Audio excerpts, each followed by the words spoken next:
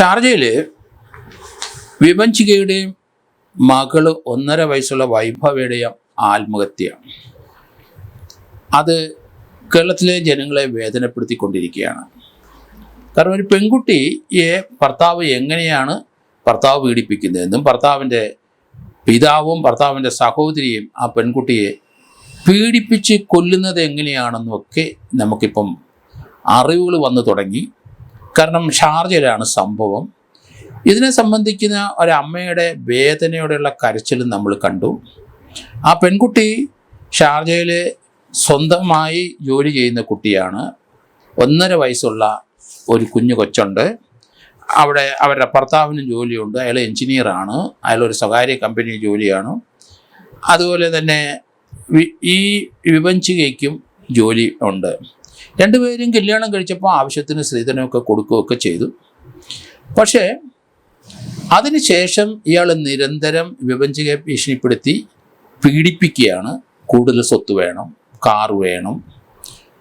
അതിന് കൂട്ടുനിന്നത് അയാളുടെ പിതാവും അയാളുടെ സഹോദരിയും. അവരും ഷാർജയിലുണ്ടെന്നാണ് മനസ്സിലാക്കുന്നത്. അങ്ങനെയുള്ള ഒരു കുടുംബാന്തരീക്ഷത്തിൽ ഇവരുമായിട്ട് തെറ്റി അതിനുശേഷം വിഭജികയും കുഞ്ഞു കൊച്ചും സ്വന്തമായിട്ടൊരു വീട് വാടകയ്ക്കെടുത്ത് അവിടെ താമസമാണ്. ഭർത്താവും ഭർത്താവിൻ്റെ വീട്ടുകാരും വേറെയും. ഇപ്പോഴേ വിഭജികയും കൊച്ചും അവരുടെ ഫ്ലാറ്റിൽ ആത്മഹത്യ ചെയ്ത് കണ്ടു. കുഞ്ഞിനെ അമ്മ കെട്ടിത്തൂക്കി കൊന്നതാണ് എന്നാണ് വാർത്ത വന്നുകൊണ്ടിരുന്നത്. അതോടൊപ്പം ശേഷം ആ കുഞ്ഞിൻ്റെ കെട്ടിത്തൂക്കിയ കയറിൻ്റെ ഒരറ്റത്ത് അമ്മ വിഭജികയും ആത്മഹത്യ ചെയ്തു. ഇതാണ് നമുക്ക് ലഭിച്ചുകൊണ്ടിരിക്കുന്ന വാർത്തകൾ. പക്ഷെ അവരുടെ ആത്മഹത്യാക്കുറിപ്പുകൾ ഇപ്പം വെളിയിലായി. അവരുടെ അമ്മ നാട്ടിലെ കുണ്ടറയ്ക്കടുത്ത് ചന്ദനത്തോപ്പിൽ അവർ വേദനയോടെ കരയുന്നത് നമുക്കൊക്കെ എല്ലാവർക്കും കാണാം. ആ അമ്മയുടെ രോദനം നമ്മൾ കേട്ടിട്ടും നമ്മൾ ആ കുടുംബത്തിൽ നടന്ന ഈ പൈശാചികമായ പീഡനവും അത് തന്നെയല്ല അവരോട് കൂടുതൽ വിവാഹ സമയത്ത് കൂടാതെ വീണ്ടും അവരോട് പണം ചോദിക്കുന്നതും കാർ ചോദിക്കുന്നതും ഒക്കെ ഇത്രയും വരുമാനമുള്ള ഒരാളാണ് ചെയ്യുന്നതെന്ന് കരുതുന്നു. പക്ഷേ വിഭജികയ്ക്ക് എതിരായി അയാൾ വിവാഹമോചനത്തിന് ശ്രമിക്കും എന്ന് പറഞ്ഞപ്പോൾ അവർ വേദനയോടെ ഞാൻ അതിന് പോവില്ല, ഞാൻ അത് സമ്മതിക്കത്തില്ല, അങ്ങനെ ഒരു വിവാഹമെന്ന് ശ്രമിച്ചാൽ ഞാനും കൊച്ചും ജീവിതം അവസാനിപ്പിക്കും എന്ന് വരെ ഭീഷണിപ്പെടുത്തി. പക്ഷേ ഇതൊന്നും വകവെക്കാതെ അയാൾ അവർക്കൊരു വക്കീൽ നോട്ടീസ് അയച്ചതോടുകൂടി അവർ പറഞ്ഞതുപോലെ തന്നെ വിഭജിക ആ കുഞ്ഞു കൊച്ചിനെ അവർ കൊന്നു എന്നാണ് നമ്മൾ കരുതുന്നത്. അവർ കെട്ടിത്തൂക്കി അതിൻ്റെ കയറിൻ്റെ മറ്റേ അറ്റത്ത് ഇവർ ആത്മഹത്യ ചെയ്തതായിട്ടാണ് നമ്മൾ മനസ്സിലാകുന്നത്. പക്ഷേ പോസ്റ്റ്മോർട്ടത്തിൽ ചില വിവരങ്ങൾ പുറത്തു വരുന്നു.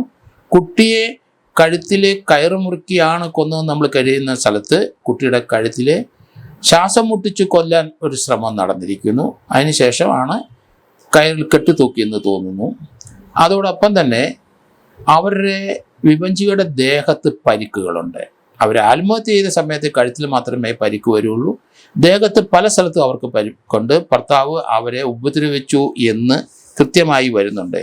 അഡ്വക്കേറ്റ് മനോജ് കുമാർ പള്ളിച്ചൽ എന്ന വ്യക്തി ഇവർക്ക് വേണ്ടി രംഗത്ത് വന്ന് അദ്ദേഹത്തിൻ്റെ ചില പ്രസ്താവനകൾ കണ്ടു. കുണ്ടറ പോലീസ് സ്റ്റേഷനിലെ ഒരു കേസ് ഇപ്പം രജിസ്റ്റർ ചെയ്തിരിക്കുന്നു. കാരണം ഭർത്താവിനും സഹോദരിക്കും പിതാവിനും എതിരായിട്ടൊരു കേസ് രജിസ്റ്റർ ചെയ്തിരിക്കുന്നു. ഇനി അങ്ങനെ രജിസ്റ്റർ ചെയ്തുകൊണ്ട് തീർച്ചയായിട്ടും ഡെഡ് ബോഡി കൊണ്ടുവരാനുള്ള നടപടി ഉണ്ടാകണം. ഇവിടെ ഒരു റീപോസ്റ്റ്മോർട്ടം നടക്കണം. റീപോസ്റ്റ്മോർട്ടം നടന്നെങ്കിൽ എന്താണ് കൃത്യമായി മരണകാരണം, ആത്മഹത്യ ചെയ്തതാണോ, കൊച്ചിനെ കൊന്നിട്ട് അവർ ആത്മഹത്യ ചെയ്തതാണോ, അതോ അവരെ കെട്ടിത്തൂക്കിയതാണ്. കാരണം അവരുടെ ദേഹത്ത് പരിക്കുകളുണ്ടെന്ന് ഇപ്പം വാർത്തകൾ വരുന്നുണ്ട്. അതുപോലെ കൊച്ചിനെ ശ്വാസം മുട്ടിച്ചു കൊല്ലാൻ ശ്രമിച്ചതായിട്ടും എവിഡൻസുകളുണ്ട്. ഇത് കാണുമ്പം അവിടെ നടന്ന കാര്യങ്ങൾ വ്യത്യസ്തമാണ് എന്ന് കരുതുന്നു.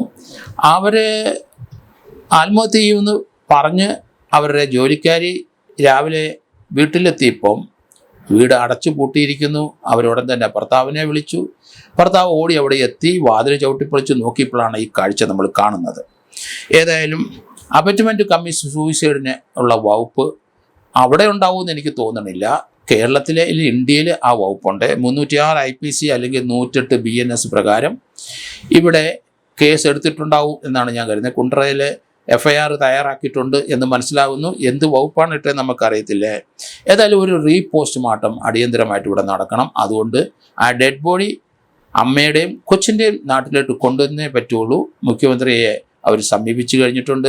വേണ്ട ഒത്താശകൾ ചെയ്തു തരണമെന്ന് അപേക്ഷിച്ചിട്ടുണ്ട്. അതുകൊണ്ട് വിഭജികയുടെയും കുട്ടിയുടെയും മൃതദേഹം കൊണ്ടുവന്ന ശേഷം കുണ്ടറ പോലീസ് അതിനുള്ള നടപടി എടുക്കുമെന്നാണ് ഞാൻ കരുതുന്നത്. ശരീരത്തിലെ മുറിവ് തീർച്ചയായിട്ടും അവരെ ഒരു ഭർതൃപീഡനം ആണ് എന്നുള്ള കാര്യത്തിൽ സംശയത്തില്ല. അപ്പോൾ അങ്ങനെയുള്ള ഒരു നടപടിക്ക് ഏതായാലും അവർക്ക് വിധേയമാകേണ്ടി വരും. ആ കുട്ടി ആത്മഹത്യ ചെയ്യാൻ കാരണം അബറ്റ്മെൻ്റ് ആണ് അല്ലെങ്കിൽ പ്രേരണാ കുറ്റമാണെങ്കിൽ അതിനും നടപടി വേണമല്ലോ.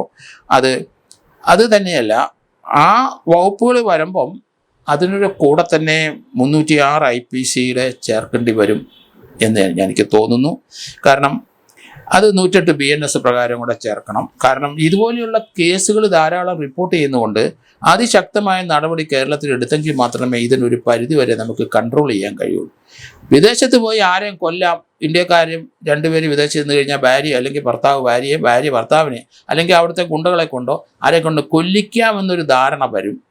അതുകൊണ്ട് മലയാളികൾ ആലോചിക്കണം, നിങ്ങൾ വിദേശത്തായാലും ചന്ദ്രനിലായാലും ശരി, നിങ്ങൾ ഒരു ഇന്ത്യക്കാരനും ഇന്ത്യക്കാരിയും ആണെങ്കിൽ അവിടെ ഒരാളെ കൊന്നാൽ അതിന് ഇന്ത്യയിൽ നടപടിയെടുക്കും.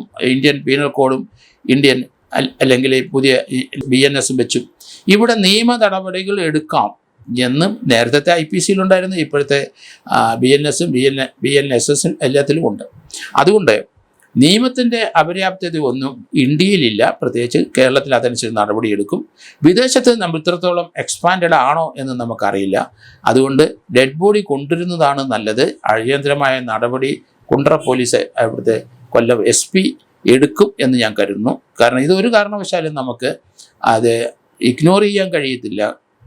കാരണം അവരുടെ സൂയിസൈഡ് നോട്ടിനകത്ത് വളരെ പ്രസക്തമായ ചില കാര്യങ്ങൾ പറയുന്നുണ്ടെന്നാണ് മനസ്സിലാവുന്നത്. അതുകൊണ്ട് ഭർത്താവിനെയും ഭർത്താവിൻ്റെ സഹോദരിയെയും ഭർത്താവിൻ്റെ പിതാവിനെയും നമുക്ക് വെറുതെ വിടാനൊക്കില്ല. കാരണം അയാൾ ഇവരുടെ ലോക്കറിലുണ്ടായിരുന്ന ആ ലോക്കറിൽ വെച്ച് ഇവരുടെ ഗോൾഡ് വെച്ച് പൂട്ടിയിരിക്കുന്ന അതിൻ്റെ കീ ഇയാളുടെ കൈവശമായിരുന്നു.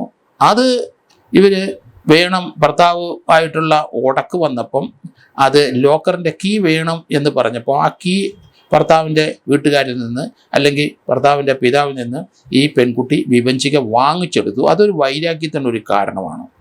അതുപോലെ തന്നെ ആ കൊച്ചുകുട്ടികളുടെ ആഭരണങ്ങൾ മുഴുവൻ അവരവിടെ വെച്ചിട്ടുണ്ട്. അതിന് കിട്ടിയ ആഭരണങ്ങളെല്ലാം ആ കുട്ടിയെ ഇയാളൊന്നും നോക്കുകൂടിയില്ല. കാരണം കുട്ടിയെ ഒന്ന് ഇവർക്ക് ഒരു ബാത്റൂമിൽ പോകുന്ന സമയത്ത് കൊച്ചിനെ ഒന്ന് നോക്കാൻ പറഞ്ഞാൽ അയാൾ നോക്കില്ല. അതിനെ എവിടെയെങ്കിലും ഇട്ടേര് എന്നുള്ളൊരു വാക്കാണ് പറയുന്നത്. അതുകൊണ്ടാണ് ഇവർ പ്രത്യേകമായിട്ട് കുഞ്ഞിൻ്റെ രക്ഷയ്ക്ക് വേണ്ടിയിട്ട് അവർ പ്രത്യേകമായ ഒരു വീട് വാടകയ്ക്കെടുത്ത്, ഒരു ഫ്ലാറ്റ് വാടകയ്ക്കെടുത്ത് അവിടെ ഒരു ജോലിക്കാരിയും വെക്കേണ്ടി വന്നത്. അതുപോലെയുള്ള കുടുംബ സാഹചര്യം ആണ് അവർ ജീവിച്ചു വന്നത്. അതോടൊപ്പം അവർ പറഞ്ഞ ചില കാര്യങ്ങളുടെ ഉണ്ട്. കാരണം ഇയാൾക്ക് 2-3 സ്ത്രീകളുമായിട്ട് ബന്ധങ്ങളുണ്ട്. ഇവരെ ഇപ്പം വേണ്ട, ഇവരെ ഒഴിവാക്കണം. പക്ഷേ ആ പെൺകുട്ടി വിഭജിക ഇയാളുടെ പിന്നാലെ നടക്കുകയാണ്, എനിക്ക് വേറൊരു വിവാഹത്തിന് പോകില്ല, നിങ്ങളെ തന്നെ ഭർത്താവായിട്ട് വേണം. അവരതിൽ നിന്ന് പിന്മാറാനും തയ്യാറല്ല. അങ്ങനെ ഒരു പിന്മാറ്റം ഭർത്താവ് നടത്തിയാൽ കർശനമായ ഒരു ഇൻസ്ട്രക്ഷൻ കൊടുത്തിരുന്നു, ഞാൻ ഭൂമിയിൽ ജീവിച്ചിരിക്കുകയില്ല, ഞാൻ ആത്മഹത്യ ചെയ്യും. അതുപോലെ തന്നെ അവർ ആത്മഹത്യ ചെയ്യുകയും ചെയ്തു. അതുകൊണ്ട് പോലീസ് ആ ഭർത്താവിൻ്റെ നടപടിയും ഭർത്താവിൻ്റെ സഹോദരിയുടെ നടപടിയും പിതാവിൻ്റെയും അവരുടെ റോള് വിലയിരുത്തിയിട്ട് അറസ്റ്റ് ചെയ്യുന്നെങ്കിൽ അവരെ അറസ്റ്റ് ചെയ്യണം. ഇന്ത്യയിൽ വന്നിട്ട് അവിടുന്ന് അവരെ ഡീപ്പോർട്ട് ചെയ്യാനുള്ള നടപടിയെടുക്കണം. ഡെഡ് ബോഡി കൊണ്ടുവന്ന ശേഷം പോസ്റ്റ്മോർട്ടത്തിന് ശേഷം കൃത്യമായ നടപടിയായിട്ട് പോലീസ് മുന്നോട്ട് പോകും എന്ന് ഞാൻ കരുതുന്നു.